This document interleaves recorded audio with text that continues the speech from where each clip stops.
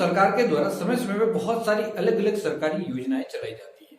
अब दोस्तों आपको बेनिफिट लेना है इन सभी सरकारी योजनाओं का। तो दोस्तों सरकार के द्वारा क्या किया जाता है, ये जो सरकारी योजनाएं चलाई जाती है वे अलग अलग प्रकार के लोगों के लिए अलग अलग प्रकार की यहाँ पे योजनाएं चलाई जाती है।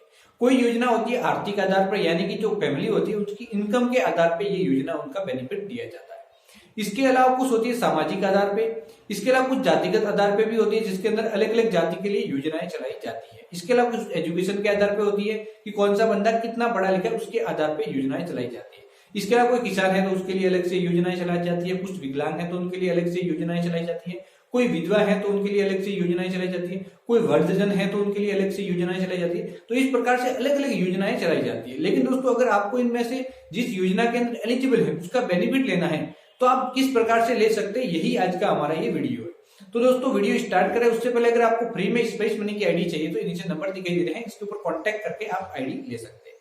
अब दोस्तों बात आती है कि इन सभी योजनाओं का बेनिफिट किस प्रकार से ले सकते हैं। मान लो कि कोई वृद्धजन है और वो वृद्धजन पेंशन योजना में एलिजिबल है, लेकिन जब भी वो आवेदन कर रहा है तो इन एलिजिबल बता रहा है, इस प्रकार की समस्या आ रही है। इसके अलावा दोस्तों मैं बता देता हूँ कि मान लो कि जैसे खाद्य सुरक्षा योजना धारी कोई परिवार है, वो है शामिल है किसके अंदर, मुख्यमंत्री चिरंजीवी योजना के अंदर शामिल है, लेकिन जैसे ही आवेदन कर रहे हैं तो उसका बेनिफिट नहीं मिल पा रहा है। इसी प्रकार से मान लो कि सामाजिक सुरक्षा आर्थिक जनगणना 2011 में शामिल परिवार है, उसको उसके अंदर आवेदन करना है तो उसको भी उसका बेनिफिट नहीं मिल रहा है। मान लो कि कोई बेरोजगार है लेकिन उसको बेरोजगारी भत्ता नहीं मिल रहा है। इसी प्रकार से कोई मजदूर है और उसका मजदूर कार्ड नहीं बन रहा है। इसी प्रकार से बहुत सारे अलग अलग, मान लो कि कुछ छात्रवृत्ति योजना के अंदर आवेदन कर रहे हैं और जब भी आवेदन करते हैं तो बहुत सारे लोगों को ये प्रॉब्लम आती है कि इन एलिजिबल बताता है। इसी प्रकार से दोस्तों इसकी जो श्रेणी है वो सही नहीं बताती। तो ये अलग अलग प्रकार की समस्याएं आती है। तो इस समस्या का समाधान से पहले मैं आपको कुछ पीछे ले चलूंगा। जब हमारे सबसे पहले यहाँ पे जो राजस्थान के अंदर भामाशाह जो योजना आई थी उसके अंदर मैं आपको कुछ एक बातें बताने वाला हूँ, क्योंकि यहाँ पे समझना जरूरी। आपको लगेगा कि बेवजह का वीडियो, लेकिन दोस्तों नहीं है बेवजह का वीडियो।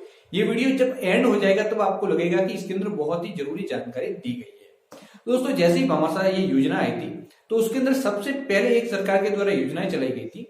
उस योजना के तहत जो भामाशाह बना रहे थे उनको पैसे दिए जा रहे थे। तो इसके अंदर दोस्तों क्या किया गया था कि सरकार के द्वारा जितने भी लोगों के बैंक खाते नहीं थे उनके नए बैंक अकाउंट ओपन कर दिए गए थे। इसके अलावा कुछ लोगों के पहले से अकाउंट थे तो उन बैंक अकाउंट को लिंक कर दिया गया था। लेकिन दोस्तों उस समय जो भामाशाह योजना के जो पैसे मिले थे वो सभी लोगों को नहीं मिल पाए। तो यहाँ पे कहाँ पे गलती हुई वो मैं आपको बताता हूँ। कुछ लोगों के जो बैंक खाते खोले गए थे वो बैंक खाते समय पे नहीं खोले गए, या फिर खोल दिए गए थे तो जो कस्टमर है उसके द्वारा बैंक डायरी उनके द्वारा नहीं लाई गई थी, या फिर बैंक अकाउंट ओपन नहीं करवाया गया था। आवेदन तो हो गया था लेकिन बैंक अकाउंट ओपन नहीं करवाया गया था। तो जब आपने डायरी नहीं लाई तो उन लोगों को ये बेनिफिट नहीं मिला। इसके अलावा बहुत सारे अकाउंट ऐसे थे जो आधार कार्ड के साथ लिंक नहीं थे, तो आधार कार्ड के साथ लिंक नहीं होने की वजह से भी उनको बेनिफिट नहीं मिला। उसके बाद दोस्तों अगली योजना आई थी एनएफएसए। दोस्तों जो एनएफएसए के अंदर एक एनएफएसए धारियों के लिए एक योजना आई थी जो थी भामाशाह स्वास्थ्य बीमा योजना। तो उसके अंदर भी बहुत सारे लोगों को समस्या आई थी। ये तो इतनी बड़ी समस्या आ रही थी कि आप कह भी नहीं सकते। इसमें क्या हो रहा था कि जो भामाशाह स्वास्थ्य बीमा योजना के अंदर जो खाद्य सुरक्षा धारी परिवार शामिल था, मान लो वो अपना इलाज करवाने जा रहा था, उसका भामाशाह कार्ड वहां पे नहीं बता रहा था। अब यहाँ पे कंफ्यूजन ये पैदा हो रहा है कि उनका जो कार्ड नहीं बता रहा है तो इधर ई मित्र कियोस्क पे वगैरह घूम रहे थे और इसका समाधान भी उस समय नहीं हो पा रहा था। ये किस कारण की वजह से था वो भी मैं आपको एक बार बता देता हूँ। इसका कारण दोस्तों था कि जो परिवार के सभी सदस्यों के जो आधार कार्ड लिंक नहीं थे, प्लस यहाँ पे दूसरी प्रॉब्लम थी दोस्तों यहाँ पे कि उसका जो राशन कार्ड है वो उसके साथ लिंक नहीं था। किसके साथ? सॉरी दोस्तों, भामाशाह कार्ड। पहले इसे भामाशाह कार्ड कहते थे, अभी इसको जन आधार कार्ड कहते हैं। तो उसको हम आगे बढ़ेंगे तो आपको समझ में आ जाएगा।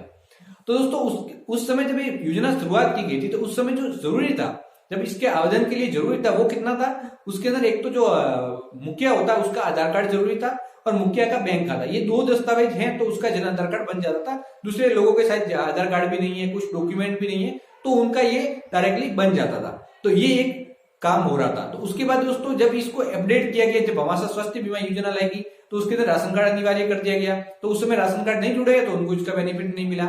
उसके बाद दोस्तों जब राशन कार्ड जुड़वाने गए तो राशन कार्ड के स्कैन करके मांगने लगे। फिर ये योजना आगे बढ़ती गई। फिर एक मोबाइल वाली योजना आई थी खाद्य सुरक्षा धारियों के लिए। तो उस समय भी बहुत सारे लोगों को पैसे नहीं मिले। उसका कारण था बैंक खाता सही तरीके से लिंक नहीं था। खासकर जो मुरुधर ग्रामीण बैंक है तो उनके आईएफएससी कोड गलत दर्ज थे, उसकी वजह से उस योजना का बेनिफिट नहीं मिला। ई सखी में भी ऐसा ही हुआ दोस्तों। उसके बाद दोस्तों आगे बढ़ के इसका नाम बदल के जन आधार कार्ड कर दिया गया। दोस्तों जैसे ही जन आधार कार्ड कर दिया गया, उसके बाद दोस्तों यहाँ पे ई मित्र कियोस्क का विशेष ध्यान दें।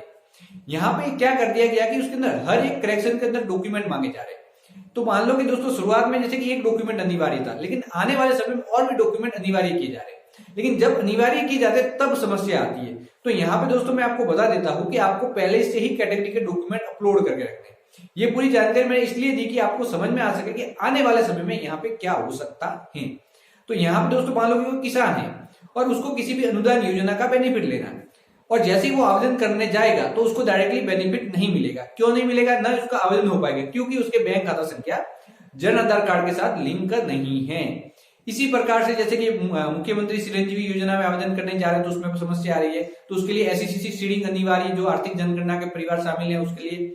इसके अलावा दोस्तों जैसे कि किसी को लेना है वृद्धावस्था पेंशन लेनी है, लेकिन वृद्धावस्था पेंशन नहीं मिली है क्योंकि एज जन आधार कार्ड के अंदर सही नहीं है। तो दोस्तों यहाँ पे पूरा यही आपको कहने का उद्देश्य था कि आपका अपने आसपास के जितने भी लोग हैं उनसे कहे कि आप अपने सभी प्रकार के दस्तावेज जो जन आधार कार्ड के अंदर फिलहाल इस समय मांगे जा रहे हैं वो सभी अपडेट करवा के, दूसरा ये पॉइंट है कि उसको ओरिजिनल स्कैन करके अपलोड लगे, फोटोकॉपी स्कैन नहीं करनी, ओरिजिनल डॉक्यूमेंट को स्कैन करके उसके जो अपलोड सेक्शन होता है वहां पे सभी डॉक्यूमेंट अपलोड करके रखे।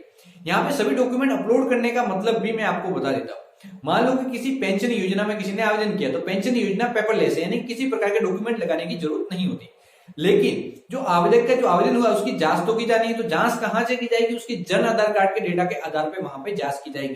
तो वहां पे सबसे पहले देखा जाएगा कि उसका जो आय प्रमाण पत्र वहां पे अपलोड है या फिर नहीं, उसके आधार कार्ड के अंदर डेट ऑफ बर्थ सही है या फिर नहीं, उसके वोटर आईडी कार्ड के अंदर डेट ऑफ बर्थ सही है या फिर नहीं, राशन कार्ड के अंदर उसकी उम्र क्या दर्ज की गई है, तो ये सभी चीजें देखी जाएगी। इसके अलावा उसकी कैटेगरी वगैरह देखी जाएगी, तो ये सभी चीजें वहां पे देखी जाएगी। अगर उसके अंदर कुछ भी कमी है तो आवेदन निरस्त कर दिया जाता है, और वहां पे लिखा होता है कि अयोग्य होने के कारण आपका आवेदन निरस्त कर दिया गया। तो इस प्रकार से भी बहुत सारे ई-मित्र कियोस्क का कमेंट करते हैं कि सर हमारा आवेदन निरस्त क्यों किया गया।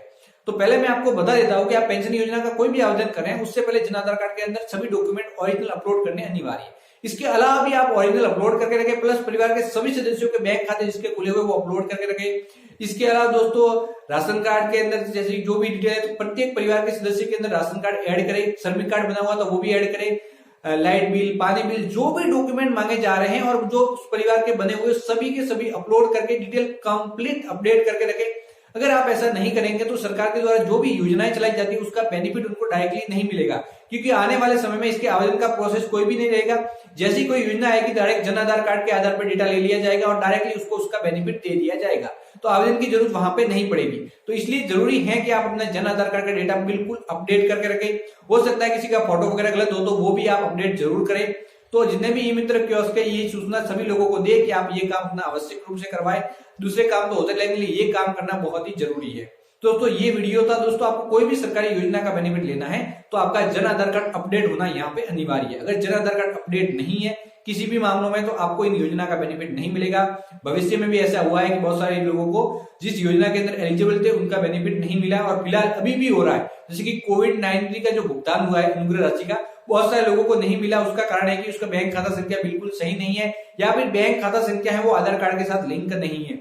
तो जिसके बैंक खाता संख्या आधार कार्ड के साथ लिंक नहीं है तो वो भी अपने बैंक में जाके अपना बैंक खाता संख्या आधार कार्ड के साथ लिंक आवश्यक रूप से करवाए, जिससे कि उनको डायरेक्टली जो योजना होता है, जो डीबीटी के माध्यम से जो पैसे ट्रांसफर किए जाते हैं वो डायरेक्टली बैंक खाते के अंदर जमा हो जाए। दो काम करना है, Jan Aadhaar card update plus आपके जो बैंक खाते हैं उसके अंदर आधार कार्ड लिंक करके आवश्यक रूप से रखें। तो बाय बाय दोस्तों, बहुत जल्दी मिलेंगे एक नई अपडेट के साथ। इसके अंदर मैंने कंप्लीट जानकारी दी। अगर जानकारी अच्छी लगी हो तो हमारे चैनल को सब्सक्राइब करें, घंटे के निशान को दबाएं, ऑल नोटिफिकेशन ऑन करें, जिससे आने वाले समय में ऐसे ही और वीडियो आपको सबसे पहले मिल सके। तो बाय बाय दोस्तों।